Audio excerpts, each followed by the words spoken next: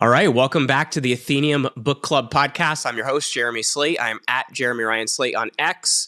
And we try to do this podcast every few weeks to cover a well-known book of literature over time. And we've covered subjects thus far like Plutarch, the Iliad. We have some really great stuff coming. And today I am very excited for the conversation we're going to have.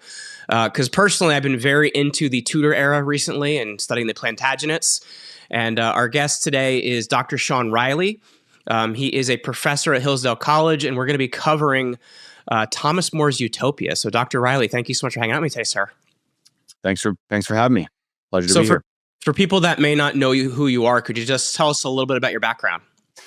Yeah, sure. So my full title is actually Director of Educational Programs and Teaching Fellow. So I'm not a full professor, just to be clear. I appreciate the correction. Yeah, no, it's okay.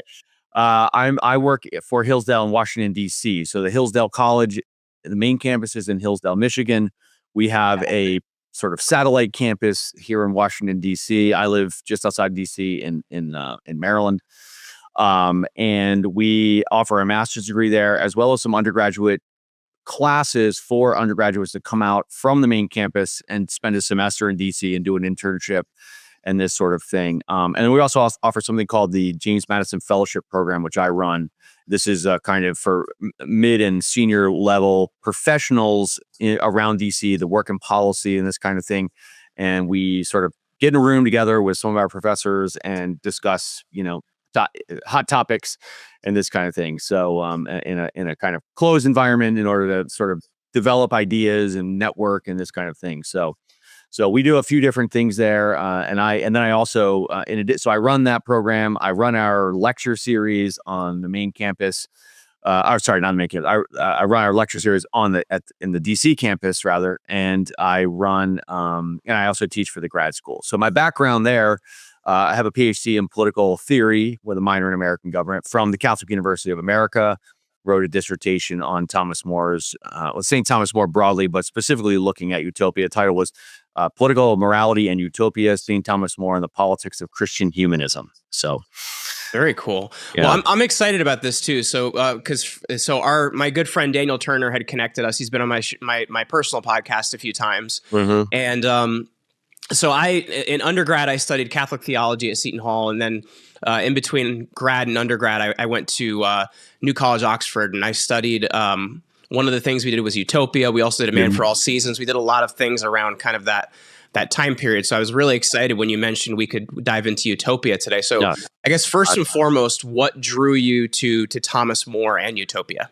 Well, the truth is it was my dissertation advisor at first. I was kind of looking around for a topic. My dissertation advisor, for those who may know, his name is David Walsh. He's not sort of well known because he doesn't write popularly very much, but he does have a trilogy of really dense political theory, sort of reinterpreting the entire political tradition back to the ancients and so forth. So a really serious guy for those that might know him. But anyway, he was. I was looking around for a topic, and he suggested Thomas More, and I was kind of at first like, yeah, I'm not sure actually. And first of all, I'd never read it. I never read Utopia. He suggested again Utopia, but sort of more broadly, as I said.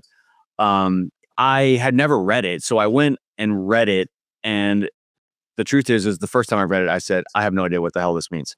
There was a book in undergrad in one of my first medieval history classes, and it was called The Voices of Morbath, but it's written in Old English. And I remember reading that, and I was just kind of terrified. Yeah. Well, so as we'll get into in a few minutes, I mean, Utopia is a weird book, particularly on the first read.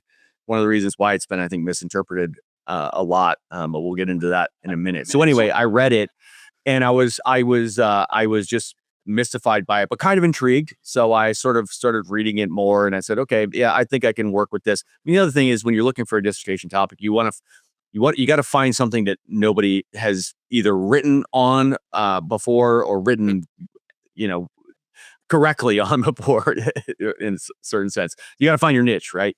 I, And so I did that with my master's. My university had gotten rid of their classics program and only had a history master's program. okay. So I found this really weird connection between Augustus and Alexander the Great. And the professor was like, "All right, basically, I'll let you write your own ticket. You can Right. bring in all the classics professors to the history department and have at it." So I There you go. understand. There you go. Yeah, no. So what I discovered in reading, kind of reading around on it, looking through the secondary literature and this kind of thing, is lots and lots of things have been written on Utopia. But first of all, I think none of them sort of fully got it right. So that was my sort of ticket in. But secondly, from the perspective of political theory, I mean, it's clearly a political book Mhm. working in the kind of tradition of political philosophy, Platonic philosophy, that kind of thing.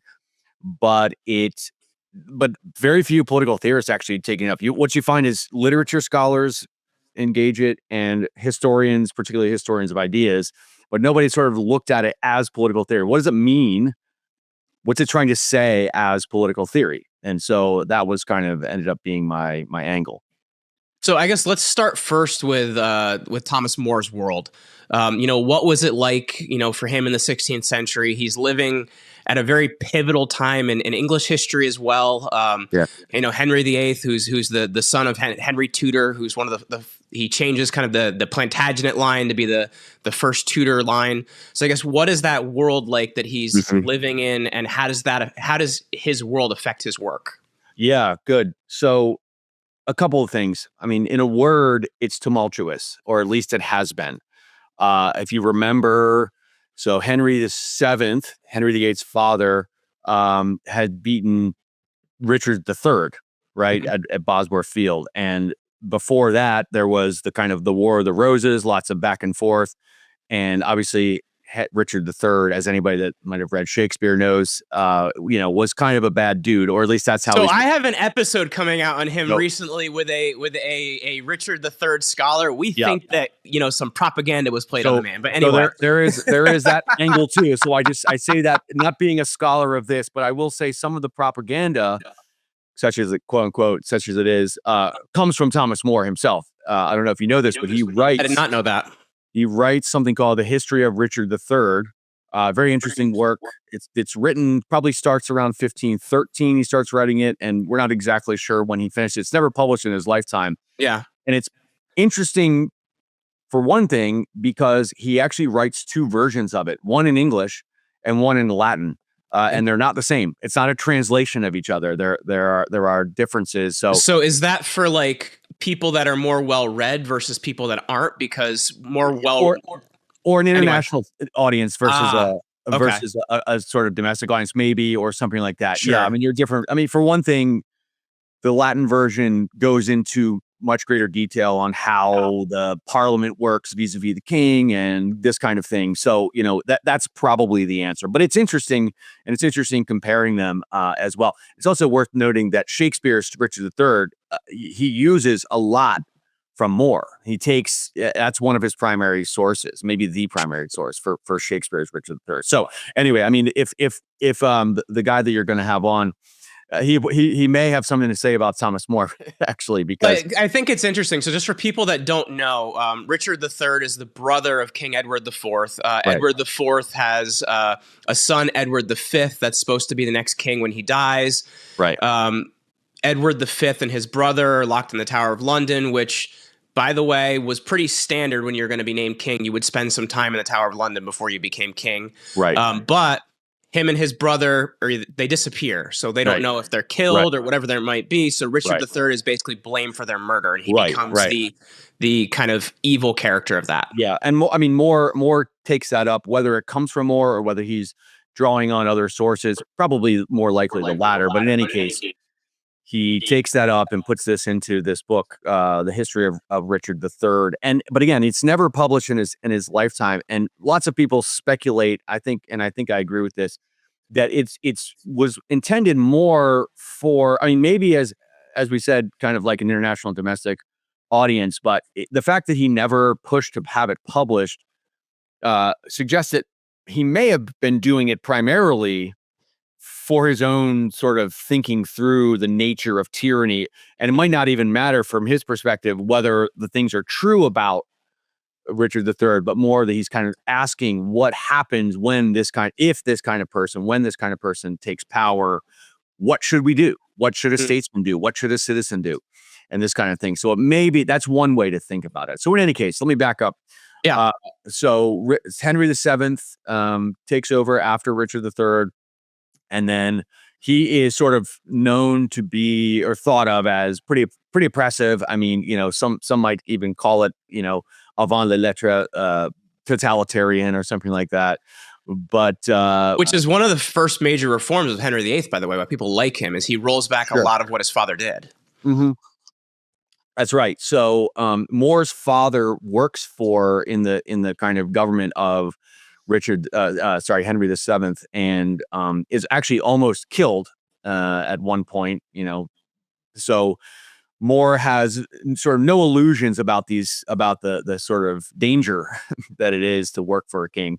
And then when Henry takes over in 1509, when his father dies and he's crowned in 1509, More writes a long poem, essentially a kind of ode to Richard III. Sorry, I keep saying Richard III, to Henry VIII, saying, basically sort of praising him, but also sort of suggesting by comparison to his father. Is it from this work where the name the Winter King for Henry VII comes from, or is it from? No, Henry I don't think so. I don't. That might be Shakespeare. I'm not sure. Okay. Actually. Anyway, continue. Sorry, I just off the top of my head. No, it's all right. So it's called the Coronation Ode. So anyway, he goes through and he sort of praises the virtues of Henry VIII and all this kind of thing, but also sort of says, hey, like, a new thing is dawned, and there's lots of opportunity here, and sort of trying to nudge him right to being actually living up to the praises that he's given to him. Interesting thing so just thinking a little bit about the broader world. One reason why More and his circle, and I'll talk about them in a second, what I mean by his circle, but one reason why they were so sort of sanguine about Henry VIII is because he had been educated in this kind of what they call the new learning, right? Humanism. So humanism was a kind of relatively new. I mean, by this point, it's probably about 100 years old. I mean, you could trace it all the way back to Petrarch in the 1300s. But it's a couple hundred years old, but it hasn't really gotten to the northern parts of Europe. The Netherlands and to England, the lowlands they call them, in Netherlands and England, maybe only about 50 years before this or something like that. So what do we mean by humanism? Well, we don't mean what modern people tend to think about humanism, atheistic humanism or something like that. What we do mean is something like this, the Studia Humanitatis, what Cicero called the Studia Humanitatis, the humanistic studies. By that, we're talking about things that help, that they would have said help us understand the human condition. So this is primarily things like moral philosophy, study of history, the study of politics, the study of rhetoric is a big one. Why is that big? Because what they would have said is that in the Middle Ages with scholasticism being the kind of St. Thomas Aquinas, think about, right? The sort of ask a question, give an answer, a kind of heavily logical, logic chopping, pulling in sort of pull quotes to kind of prove your point, this kind of thing. They thought that this sort of unbalanced the traditional trivium, the trivium being rhetoric, grammar, and logic, right? So they thought it privileged particularly logic over the other parts of the trivium. So part of what they were trying to do is to bring back, sort of rebalance the trivium, to bring back rhetoric. Rhetoric being the kind of art of persuasion, particularly. And it's often thought of as the statesman's art, right? Going again back to Cicero, and even Aristotle, right, has a text on it.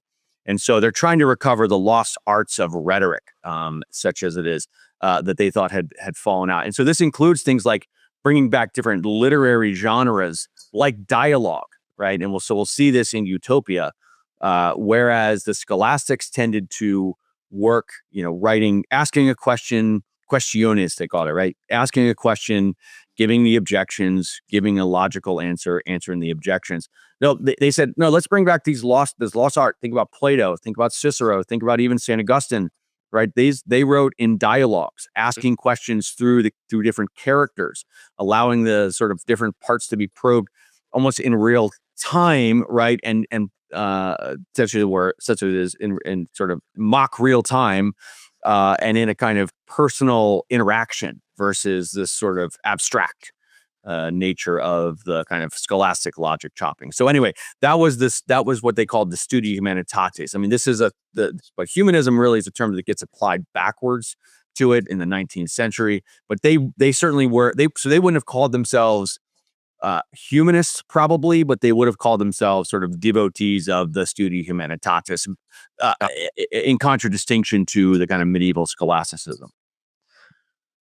So then I guess when we look at, we have kind of the fall from favor for Thomas More, and eventually he doesn't see his time on the earth out in what it should have been, I guess, during the reign of Henry VIII.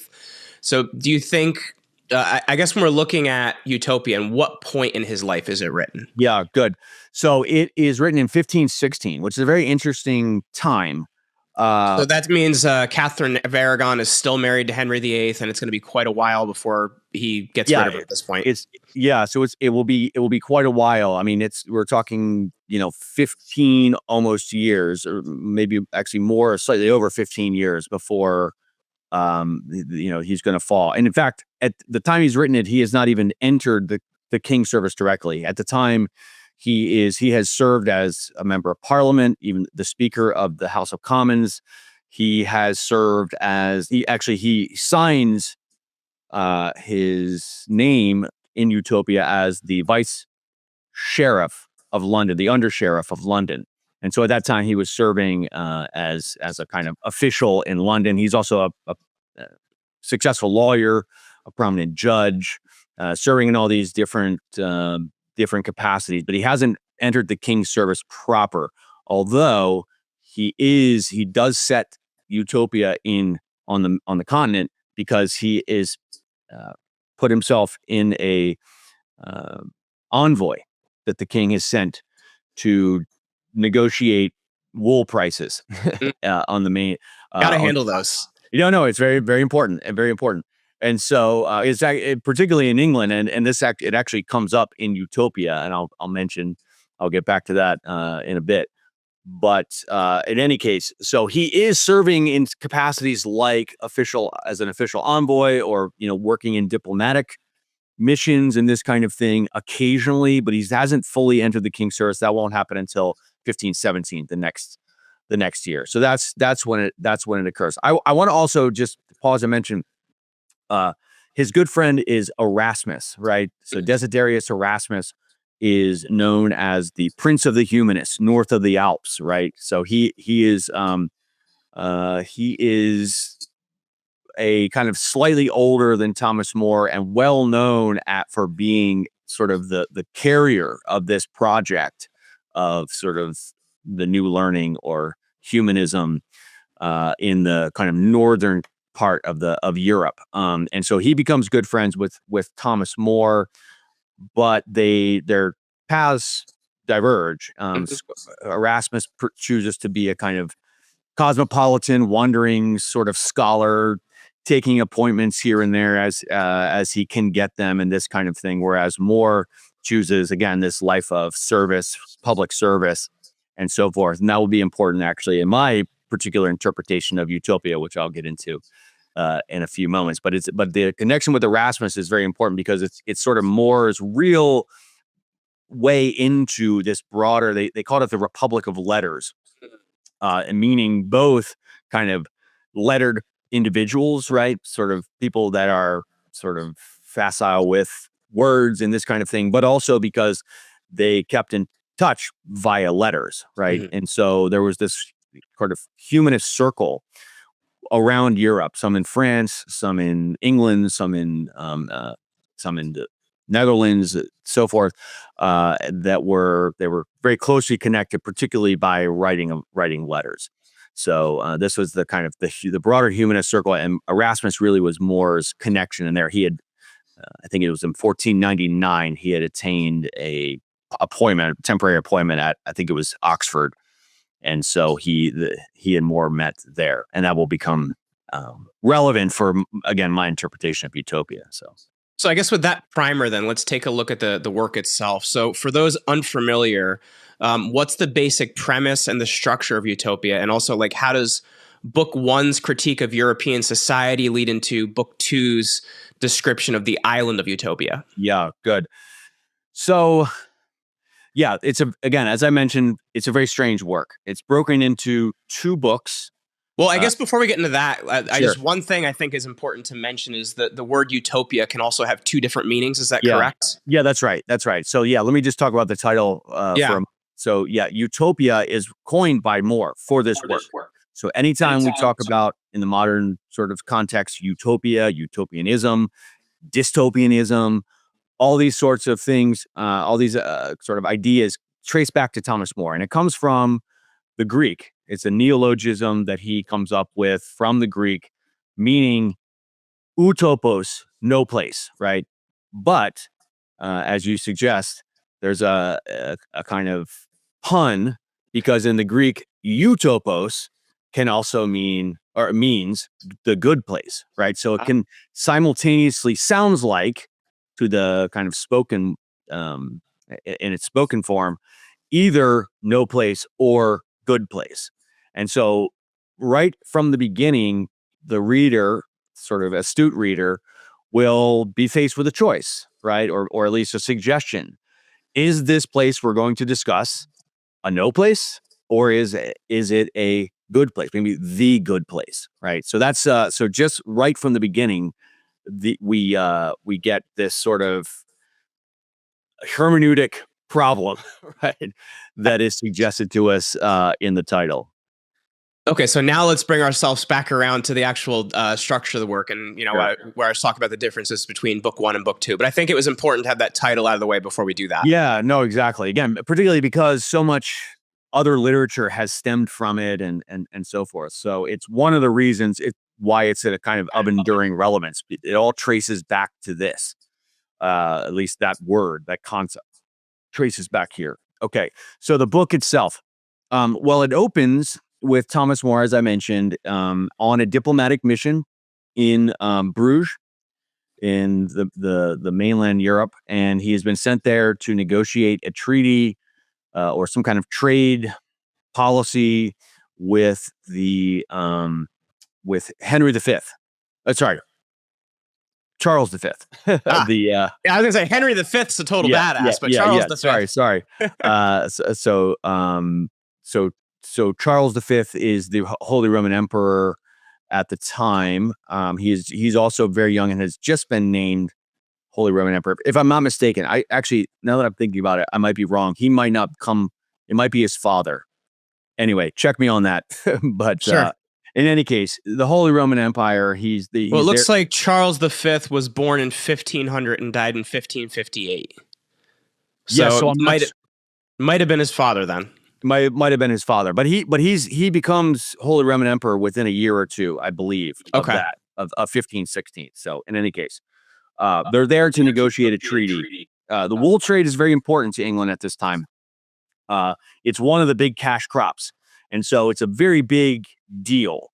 But it's also, I'll mention this and I'll come back to it probably, but it also sets up something that begins now, but will run all the way through the 19th century in England, a kind of social problem called enclosure. So enclosure is basically where there were traditional open lands where anyone could sort of graze their animals. So this allowed people that were less rich, that were poor, the ability to actually own their own animals without having lots of land, because there were these sort of reserved areas, or sort of by tradition and sort of common right, there were lands that they were allowed to graze their animals on. But what happens with the rise of wool as a cash crop is a lot of rich people start either buying up the lands, or they had already owned the lands, but they decide, wait, I can't allow my lands to be just used for the common. Now I need to enclose them and graze my own sheep on there. And mind you, sheep don't, well, you can eat them to some extent, but they don't produce, the kind of meat that like a cow will, or Right. chickens will, or something like that. So not the primary reason to grow them. So it becomes less, it becomes a cash crop versus a kind of crop that's usable for sustenance, right? For the poor. So this creates a social problem where poor people are being squeezed out of the kind of the ability to own their own lands, or sorry, own their own animals and graze them on common lands, and this kind of thing, forcing them into things like indentured servitude and this kind of thing. And so this will become one of the issues that is discussed in the first book of Utopia, as you indicated. So anyway, so he's there on his diplomatic mission. The story goes like this: he's walking out of church at St. Mary's in Bruges, and he is confronted by, or he runs into this guy called Peter Giles that he knew. He had already known. They'd been introduced by Erasmus. Real guy had been, was a kind of also a sort of humanist statesman, this kind of thing there. And Peter calls him over and says, "Hey, I want you to meet this guy. This is a guy I've just met. His name is Raphael Hithloday, and he has all kinds of interesting stories that I know you'll appreciate, because I know you like this kind of thing. I know you're, intellectual guy. You like to hear about interesting stories. So this is a guy called Raphael Hithloday that I've just met, and I think you'll enjoy talking to him." So the astute reader, again, who knows something about Greek, will recognize and biblical history will know that Hithloday derives from huthlodios in Greek, meaning something like distributor of nonsense, right? On the other hand, It's like another way to say Diogenes, I guess. Right. Yes. Right. So precisely. But then there's also a further complication, because in the book One of the Republic, at one point, Thrasymachus, if you remember having a debate about what is justice, and there's a guy called Thrasymachus, he says, justice is just the right of the stronger, or the benefit of the stronger. And Socrates is trying to debate with him, and eventually Thrasymachus loses his temper and says, "We've had enough of your nonsense, Socrates." And the word he uses there is huthlos. So we're again forced with drawn into this hermeneutic question, right? Which kind of nonsense are we talking about? Are we talking about complete nonsense that we should disregard? We're talking about Socratic nonsense that is sort of seems nonsensical to people like Thrasymachus, but actually, if you look deeper, it's getting a deeper truth and this kind of thing. Further complicating this is his first name is Raphael. Raphael, if you know from the book of Tobit, is the healer, right? His name literally means healer of God. It's the angel that brings healing. So we've got a guy who's the healer of God and the speaker of nonsense. Which kind of nonsense? We're not sure. Like a great name for a fool. Yeah, that's right, precisely. So and there's also this tradition of the holy fool, right? In the Christian tradition. So going back to this, Saint Anthony and this kind of thing, in the desert and so forth. The kind of desert fathers, these are people that sort of reject mainstream society, but their kind of folly is a deeper sort of connection with the divine and this kind of thing. So all these different sort of hermeneutic possibilities open up. So anyway, so they sit down, they start chatting with this guy, Hithloday, and they end up going back to the house that Thomas More has rented while he's there, and they sit in the back in the garden, it says, and this very Ciceronian image here, the kind of in the garden, let's have a dialogue, this sort of thing. And so they start discussing, and the first thing that they ask Hithloday to talk about his experiences. He's a traveled man. He tells them he was on the fourth voyage of with Amerigo Vespucci. Mm-hmm. And then he had been left behind on the fourth voyage. So what's interesting about this is there was no fourth voyage of Amerigo Vespucci, right? And so, again, for those who would know, you'd sort of say, okay, this guy is kind of full of it, probably. But then again, So, but there's all these sort of like verisimilitude versus, what's real, what's not. Peter Giles is real. Raphael Hithilday is not, right? Etc. And so they start discussing the things that he's seen, and they say, "Hey, look, you seem very smart. You've seen a lot of things. You should join the some king's service. You could be a lot of benefit to a lot of people. You should join the king's service." And he says, "No, that ain't me, dude. I'm not interested at all."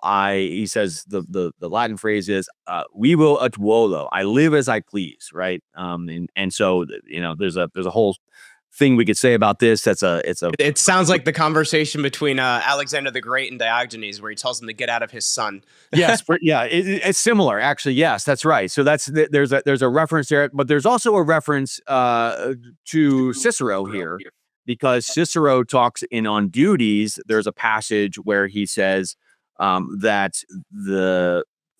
basically he's talking about the duties of good men to become serve your community, your political community, and so forth. And so he says, look, there are these people that retire to their farms and they live as they please, right? And so it's kind of a reference also back to Cicero, but right, probably Diogenes, and this kind of whole tradition of anybody that sort of checks out of society and says, hey, I don't know anything to anybody. I just am going to live as I want. And so the debate turns to should good men, should philosophers, should those that have virtue enter the world of politics, right? Because the world of politics is full of all kinds of dissembling and this kind of thing. And it also puts you in situations where, you have to do things that you wouldn't otherwise do. I mean, send men to their deaths in some cases, right? In the case of war and this kind of thing. So what should a good man do? Should you join politics and sort of sully your hands with that, or should you just live as you please, right? And sort of critique from a distance. And so it goes back and forth, and long story short, more breaks in at the very end, and it turns on this question of private property ultimately. He says, look, the real problem with all this politics and everything else is that we've got private property, and private property will always encourage people to look after their private interests and not the common good. And until and unless we get rid of private property, we can't have a good society, and I won't be part of it. Right. And so Moore comes back with a kind of charged response here. He delivers some very famous lines. He says, thus it always is in commonwealths, so it is in the deliberation of kings. But just because you can't control the winds does not mean you can abandon the ship. I don't expect all men to be good for a very long time, but you should turn things. What you can't turn for good, you should make as little bad as possible. So he just gives this really strong statement about the need for statesmen to be engaged, involved in, and making things in this kind of in a fallen world as good as possible, right? It's never going to be perfect, but you still have a responsibility, a duty to try. So again, it turns to this question of private property, and then finally it gets to the end of book one. Raphael says, well, look, you don't believe that it can happen, but I know that it can, because I was in this place. I was in this place called Utopia. And Utopia. This was on his fourth voyage of Amerigo Vespucci, I guess. Yes, right, exactly. He's on a non-existent voyage to a no place, right? Essentially. But in any case, he says, look, if if you'd been with me in Utopia, then you would believe that this thing is possible, that, a kind of maybe not exactly perfect, but a really good sort of approximation of perfection is possible. I've seen it in Utopia. So then Moore goes, okay, fine, dude. Let's hear about this Utopia, right? And so then book one ends and book two begins, and then he goes through and details all of these different aspects of Utopia. So what does Utopia look like then from his viewpoint? So yeah, so he begins as kind of it's sort of a kind of pseudo travelogue. Right. So, and this was a very common genre back at that time, particularly because think about it, it's the beginning of the age of discovery. right? So think about when this is, right? 1492, Columbus sails the ocean blue. So we're only, 30 or so years from the whole discovery of the new world, Yeah. right? So there's all these kinds of possibilities opening up. There's all these reports coming back of people, new peoples, new ways of living, things that hadn't been discovered, things that hadn't been known. And so they're kind of, they are interested in hearing about this kind of thing. So he begins with a description of the physical land, right? So it's an island. It's an island somewhere, it seems like it's probably in the South Pacific or something like that, based on the vague indications that he gives us, but it's not really clear. It's an island. It's shaped like a crescent. He says it's got a big bay in the middle. It's protected by, rocks and this kind of thing on the way into the bay. So it's very defensible. I mean, all the things that you would think about if you read Aristotle's, book 7 of Aristotle's Politics, right? What do you want in a good, the setup of a good city, the best regime, this kind of thing. It pretty much hits all of those things just in terms of kind of physical location. But one interesting thing to note about that is that if you think about the path in to Utopia, the fact that the path into Utopia is rocky, it's fraught, and you can easily run aground. I would suggest to you that Moore is letting us know, hinting to us, Moore, the author, is hinting to us that, that you can easily run aground going into Utopia right now. Be very careful, because everything this guy says is suspect. There are all kinds of deceptions and things like this that are possible, and you can easily run aground on the shoals here as we enter into Utopia. So it begins there. And then he tells us that there's a guy called Utopus, and he was the kind of founder, the classical founder. The classical regimes usually had a single founder, and they were kind of like a great man, and so on and so forth. And we learned that it is. So it's basically monarchical in a way, I guess you could say. Well, it started that way, but then we learned later that it's not anymore. But it started that way.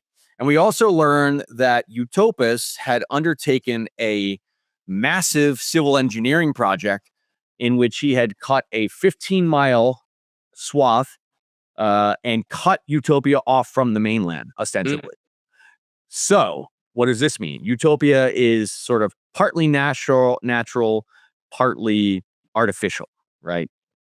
So I'd argue that one of the themes running through Utopia is this question about nature versus artificiality, right?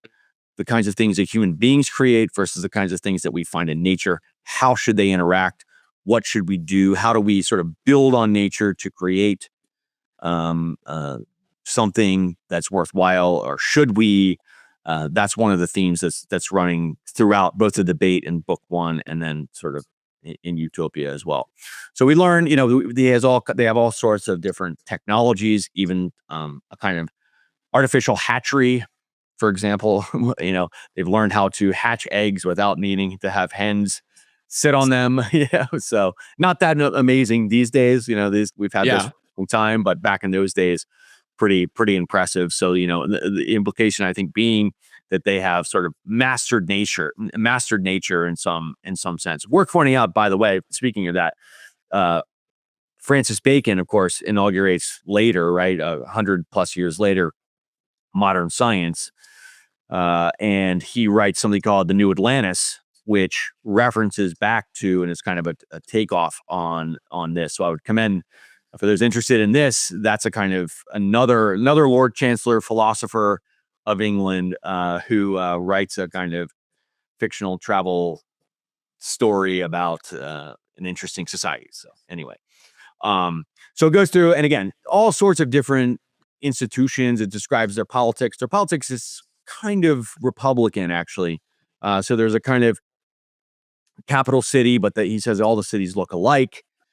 There's a kind of prima intra pars, you might say. All the cities have a kind of magistrate that's popularly elected, and it goes through this kind of complicated election scheme. And then there's one magistrate that's sort of premier over the rest, but they're sort of like, again, prima inter pares kind of thing. And so possibly referencing back to the kind of medieval English king, actually, which was basically a kind of just a really special kind of member of the nobility or something like that. Certainly not the autocratic type of king that was developing. Actually, I think more probably Saul developing with Henry VII and then Henry VIII later. So, but the premier thing in Utopia is its lack of private property, right? So they've figured out ostensibly a So that way. goes back to the theme that Moore was talking earlier about private property. Right, exactly. And of course, this goes back to debates that were had Plato and Aristotle, right? So Plato famously in the Republic, he doesn't give the whole society no private property, but he does have the guardians have share property and women and other things in common.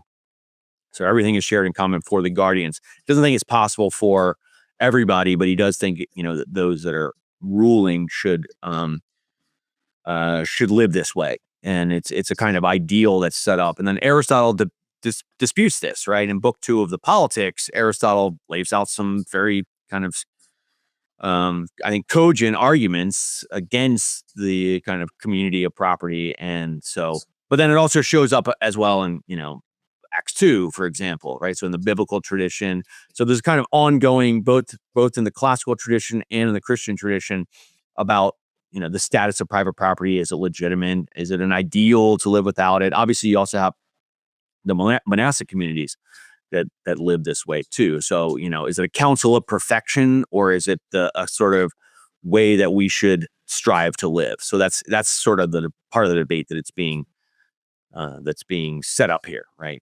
But one interesting thing to note, especially, is that because this takes place in the New World, it's not a Christian society, right? Mm. But it's held up ostensibly as some kind of ideal. So how should we think about that? Is another kind of hermeneutic question, right? How should we think about here's a Christian saint, right?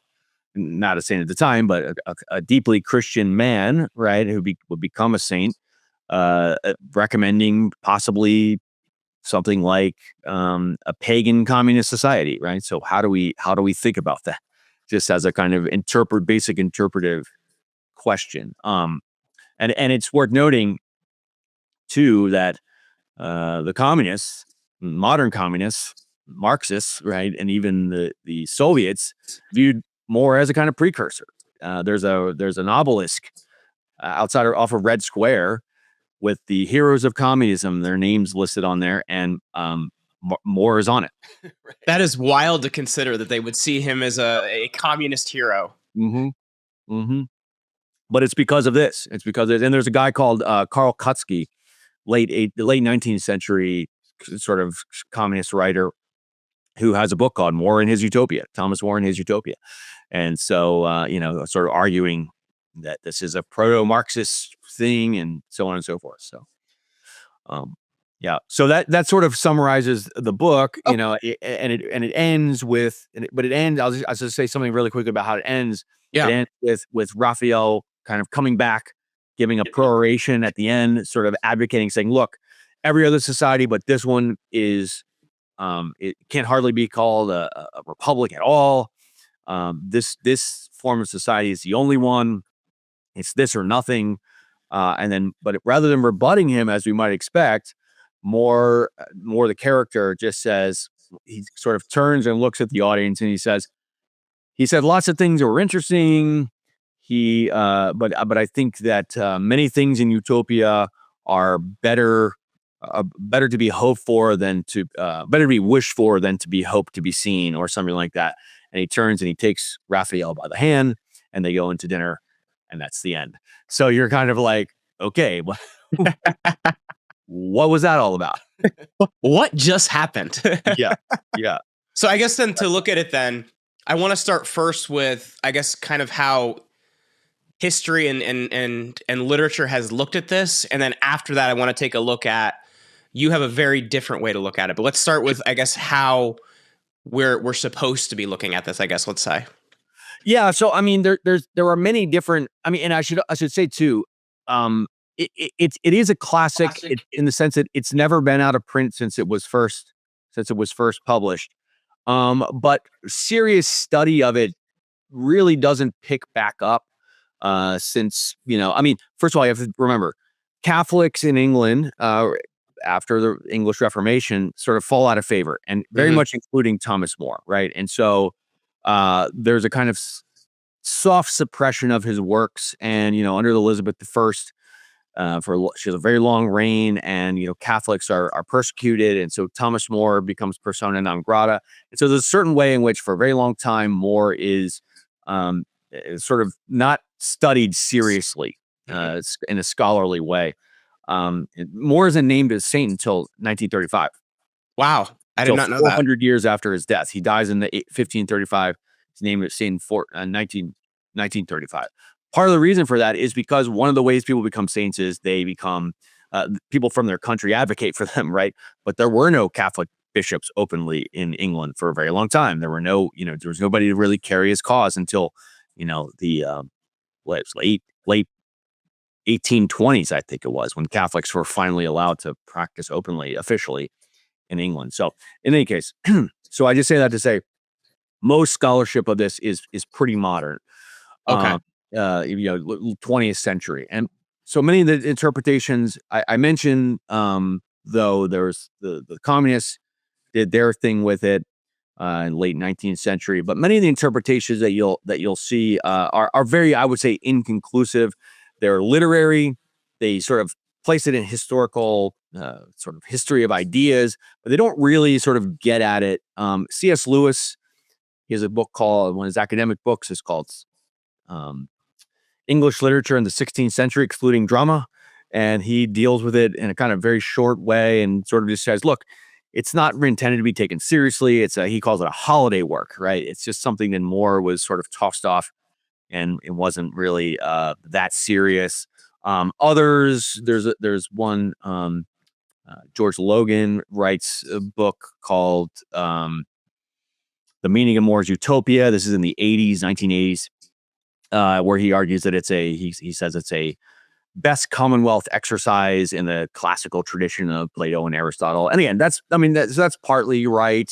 Most of these are somewhat correct. There's R.W. Chambers, who's a biographer of More in the 1930s, right?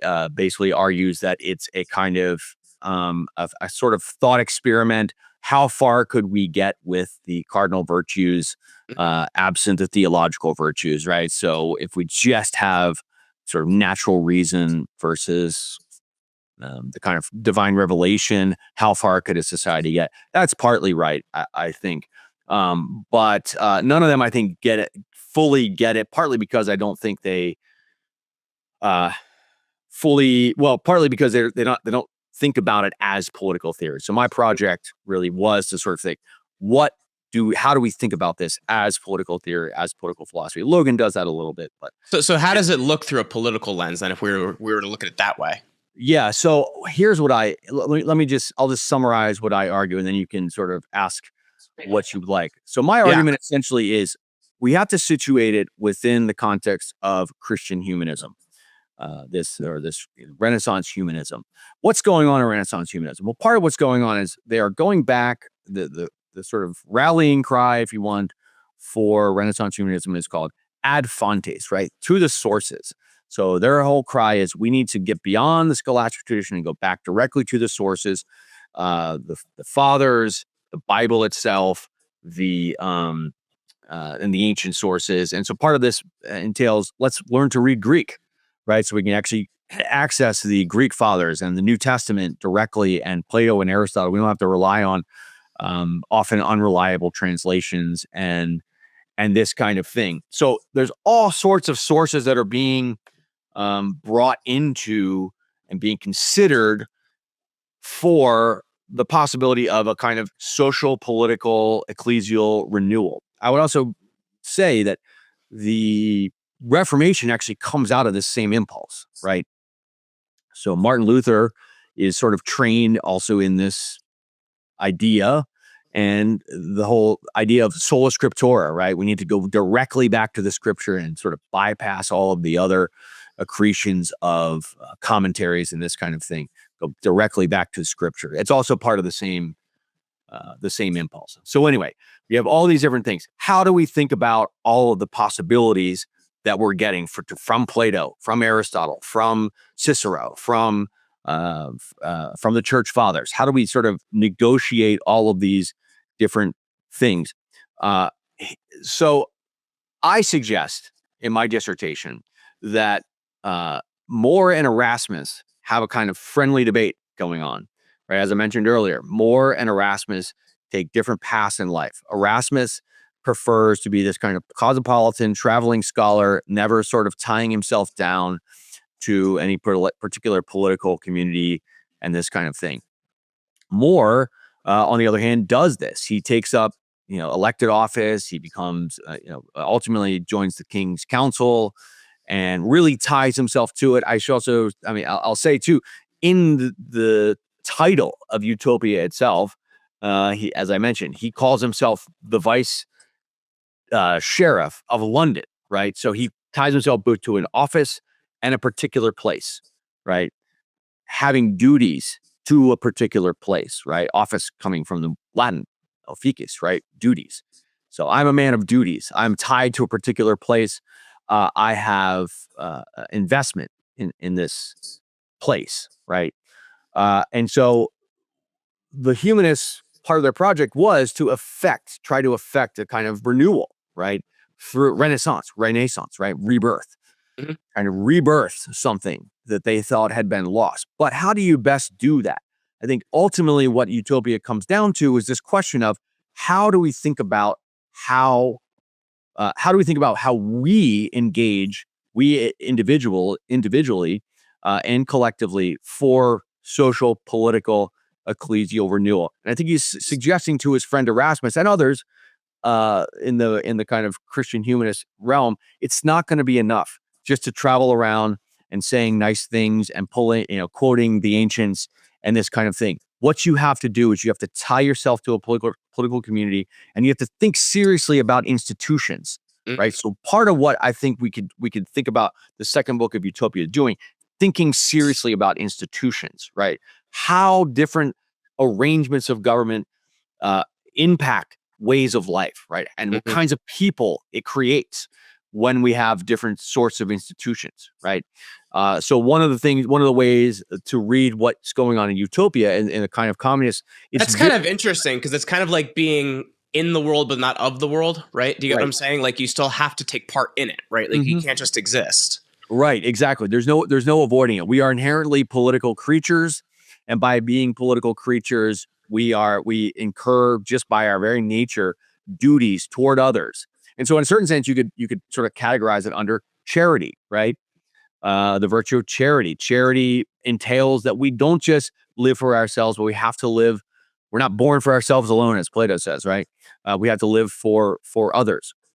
And in a very real sense, this means not abandoning the ship just because you can't control the storms. You have to take up your duty, and you have to try to mitigate evils as much as possible. So that's part of what's going on. The other part I suggest is a real serious questioning of the possibilities and limits for ancient classical political philosophy and moral philosophy for renewal in a Christian society, right? So one thing I didn't mention is there's a long discourse within Utopia about the utopians' moral philosophy, on which Raphael says, everything is based. All of their institutions are based. And it's this very strange amalgamation of Stoicism and Epicureanism. So he says they're committed to virtue, and they have the same debates about virtue and how all that works as we do, quote unquote. But they also are committed to pleasure, right? But right pleasure. And so, Aristotle takes this up too in the Ethics. How should we think about pleasure? What's the limits of that? How do we develop in ourselves, loving the right, taking pleasure in the right things, and taking and hating the wrong, and this kind of thing. So there's this. I think lurking in the background is this question that we are prompted to ask ourselves. Right? He doesn't give us the answer, we're prompted to ask ourselves, what are the and by the way, he's posing this to his compatriots, as it were, in this kind of republic of letters, who are trying to affect this renewal of society. What are the possibilities and what are the limits for classical political philosophies like Stoicism, like Epicureanism, like Aristotelianism, like Platonism, for a rebirth, right, of society that we hope to see. So we can't uncritically take on these things, because there are real tensions between Christianity, our commitments in Christianity, and the kinds of things that we see in particularly Epicureanism and Stoicism, but also to maybe a lesser extent Aristotelianism and other things. So yes, good things are there, right? Natural virtues, we can take those sorts of things, but there are real limits, right? There are real limits to the possibilities here, in terms of how we can apply these directly to our situation. It's really interesting too, because I know obviously it's after Utopia, but if you look at Thomas More and Thomas Wolsey, they both eventually hold the same office, and they're both kind of examples of the opposite way to do what you're talking about here, which makes sense. Yeah. Right. Yeah. Well, say more about what you mean by that, actually. So what I mean is, you look at Thomas More, that he has this idea that he has to do good in this political position. Right. And you look at somebody like Cardinal Wolsey, and he's looking at it, well, this political position, though I'm a spiritual man, is going to give me power, right? And I think it's a really interesting opposition. Yeah, and it's an interesting reversal too, because More is actually the first lay Lord Chancellor ever. I did not know that. Yeah, in the history of England. So, I mean, and again, you can, there's a weird parallel. History often rhymes, right? So, I mean, remember, Thomas More is named for Thomas Becket. And guess who has Thomas Becket killed as his Lord Chancellor? Henry II, right? So a Henry the King has his Lord Chancellor named Thomas killed. Right? That's really interesting. So yeah, very, very interesting. So yeah, I mean, I wonder, I think part of what More is doing here is a kind of critique of the sort of Wolseyan approach, using sort of ecclesial power, or, we could say transcendent power or something, in the service of temporal power, rather than vice versa. Right. Well, because in his time period, that's a really important point to make, right? Because you can look at even, someone like, we talked about this being the age of exploration, somebody like Alexander VI, that was a very political creature, right? And so it's kind of something that, like, we should be an example too, right? Like, not just somebody who's a political creature. Yeah, no, that's right. Exactly. And it's a good point. I mean, the popes were very much involved in the kind of political. So, I mean, yeah, it does get complicated once you start thinking about that, the papal states, and all this sort of thing were existent. I mean, worth noting, the Lorenzo Valla, who was about 100 years before this, was one of the early humanists, and he really devoted himself to philology, the study of languages. And he actually debunks the donation of Constantine, right? Wow. By saying, look, this sort of Latin phrasing wasn't what would have been used at the time of Constantine. This is much later, so he dates it, I think, something like in the 8th century or something like that. So it's a time when there's real questions about papal power. How does all this work? And again, the papacy is also a temporal power at the same time. So you get weird things like, Catholic kings. When you go on Wikipedia, look at like different battles at this time, and you'll see, how it has like the combatants, and it'll be like a Catholic king versus versus the Pope, right? Julius II or something. You're like, wait, how's that? It's because even though they were Catholic in some broad sense, they were temporally at odds and this kind of thing. And actually, Erasmus writes an anonymous pamphlet called Julius Exclusus, where he it basically has Julius II, the Pope, showing up at the gates of heaven in St. Peter, saying, "Hey, you ain't in, bro." So yeah, it was very, very, very controversial at the time. But yeah, so lots of these sorts of lines are being questioned. How should we think about temporal power versus ecclesial power?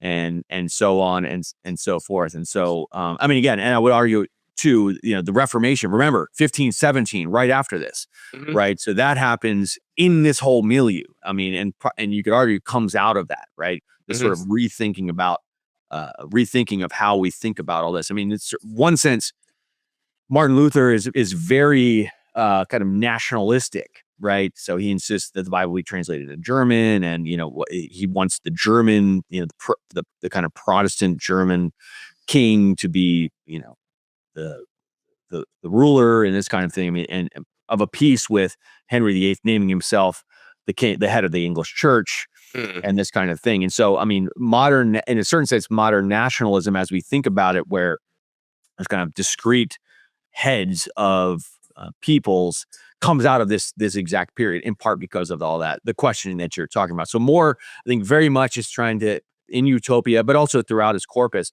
is trying to think about and encourage us to think about, how all these things fit together. How should we think about it? And I think that, just to mention quickly, like that's sort of one of its enduring points of relevance, is that it really challenges us. I mean, I'm a Catholic, right? So I'm constantly, obviously, we have in modern times, we have this kind of movements toward integralism and this sort of thing. How should we think about that, right? How do we think about political power and how it sort of comes face to face with ecclesial power and our moral duties as individuals versus our moral duties as citizens, and so on and so forth, right? So all of these questions are get raised, not really laid back down, right, in Utopia, but just sort of raised.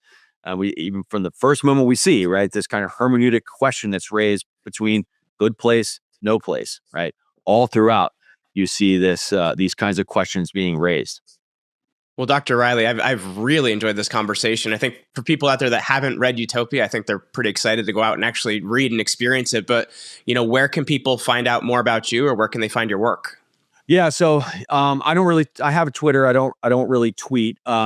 You can find more about me if just go to dc.hillsdale.edu. I'm there in the on the staff faculty page. Otherwise, yeah, I don't really tweet. You can follow me on Twitter. It's Shaun Rieley 1, but you won't see too much from me there. So best thing you can do is just keep your eyes peeled. I write occasionally in various places. But I will also mention, if you want to learn more about Thomas More, you should check out the Center for Thomas More Studies, which is housed at the University of Dallas. I think it's I can look up, actually, let me see, thomasmorestudies.org. Okay. So you should check that out. I'm actually going to be heading down next week to their annual conference, where I have a paper that I will be presenting on Utopia and its connection to Ciceronian and Aristotelian duty. So Very cool. Well, thank you so much for hanging out with us today. For those of you checking out the Athenian Book Club podcast, a reminder to subscribe to the show. And if you're watching the video version, to like us and leave us a comment. And we'll catch you guys in the next one. Thank you so much. appreciate it. Thanks so much.